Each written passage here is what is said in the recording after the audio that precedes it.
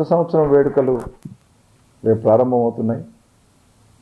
యువతీ యువకులకు నా సందేశం ఏంటంటే, మీరు కొత్త సంవత్సరాన్ని ఉత్సాహంగా, ఆనందంగా, ఆహ్లాదంగా ఆహ్వానించండి.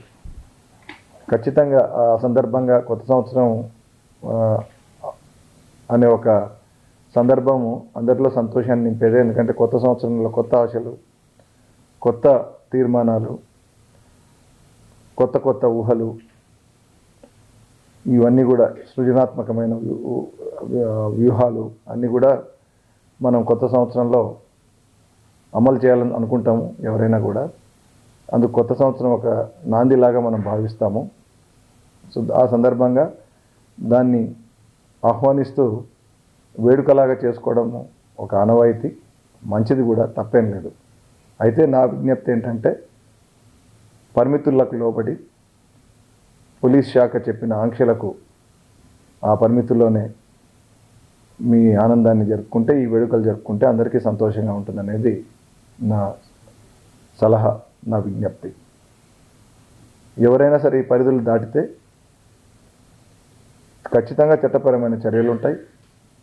దాంతో మనకి ఇబ్బంది ఏంటంటే, ఒకసారి ఒక నేరంలో భాగస్వామ్యం అయితే భవిష్యత్తులో అన్ని రకాల సమస్యలు, ముఖ్యంగా యువతి యువకులకు, చదువుకునే వాళ్ళు, ఉద్యోగాలు చేసే వాళ్ళకు రాబో భవిష్యత్తులో అనేక సమస్యలు ఉంటాయి. కాబట్టి క్షణికావేశంలో తప్పులు చేసి ఇటువంటి సమస్యకు, ఇటువంటి ఇబ్బందికరమైన పరిస్థితికి లోను కావద్దు.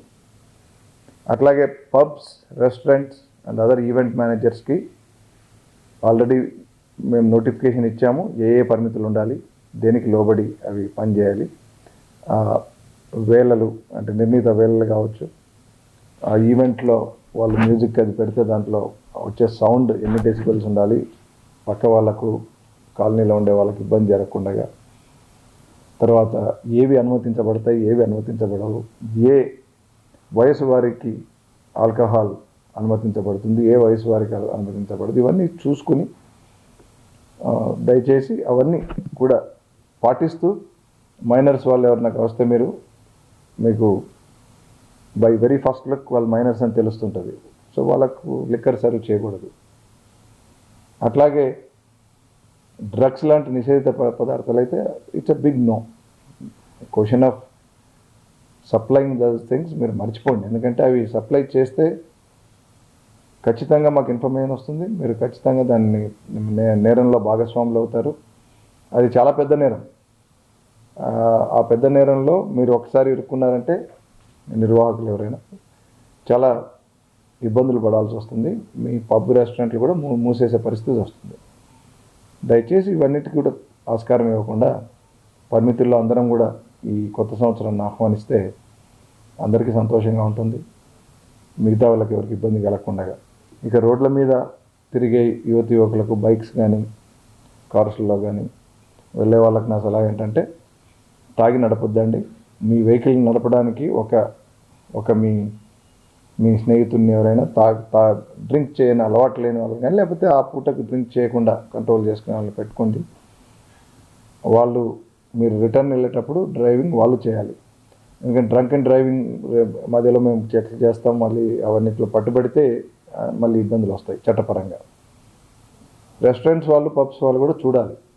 వాళ్ళ శక్తి మేరకు ఏదైనా గ్రూప్కి అందరూ డ్రింక్ చేసి ఉన్నారంటే వారికి డ్రింక్ చేయని వ్యక్తిని అరేంజ్ చేసే, డ్రైవర్ని అరేంజ్ చేసే ఏదైనా ఆ వ్యవస్థను కూడా ఒకటి ఏర్పాటు చేసుకుంటే మంచిదే. ఇట్లాంటి వ్యవస్థలు ఏర్పాటు చేయడం వల్ల మీ పబ్ ఇమేజ్ కూడా పెరుగుతుంది. తర్వాత మీ పబ్కి ఎవరైనా రావాలంటే కూడా ఇష్టపడతారు. ఎందుకంటే రూల్స్ పాటిస్తున్నారు, రూల్స్ పాటించేటట్లు కూడా చేస్తున్నారు. అది ఇప్పుడు మైనర్స్కి ఆల్కహాల్ సర్వ్ చేయకపోవడం, ఇవన్నీ కూడా ఆ ఇమేజ్ పెరిగితే తల్లిదండ్రులు కూడా వాళ్ళ పిల్లలు అటువంటి పబ్లకు పోతారంటే ఎవరు కూడా అభ్యంతరం చెప్పరు. మీకు తెలుసు, కొన్ని నోటోరియస్ పబ్స్ ఉన్నాయి. అక్కడికి పిల్లలు పోతున్నారంటే తల్లిదండ్రులకు తెలిస్తే ఆపేసే పరిస్థితి ఉంది ఈరోజు.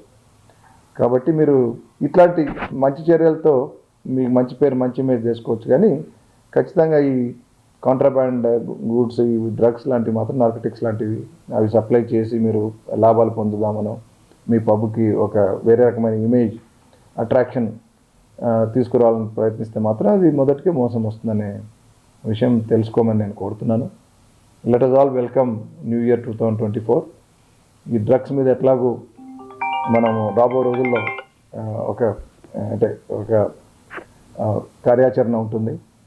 అందులో అన్ని రివ్యూ చేస్తాము, పాత కేసులు, తర్వాత ఇప్పుడు వస్తున్న కేసులు, తర్వాత సప్లయర్స్ ఎవరు, డిమాండ్ సప్లై చైన్ మొత్తం దానికి ఐడెంటిఫై చేసే విధంగా టోటల్గా తెలంగాణ రాష్ట్రంలో హైదరాబాద్ సిటీలో ఈ డ్రగ్స్ లేకుండా చేసే విధంగా ఎక్విప్మెంట్, కావాల్సిన ఎక్విప్మెంట్, ట్రైనింగ్ అవన్నీ కూడా మన వాళ్ళకు ఇస్తూ రాబో నెలల్లో దీని మీద ఒక గట్టి పట్టు సాధించి తెలంగాణ ప్రభుత్వం వారు ఆదేశించిన విధంగా డ్రగ్స్ రహిత రాష్ట్రంగా తెలంగాణ చేయడంలో అందరం కూడా మేము కృషి చేస్తాం. దానికి మీ వంతు సహకారం అందించాలని ప్రతి పౌరుని నేను కోరుతున్నాను.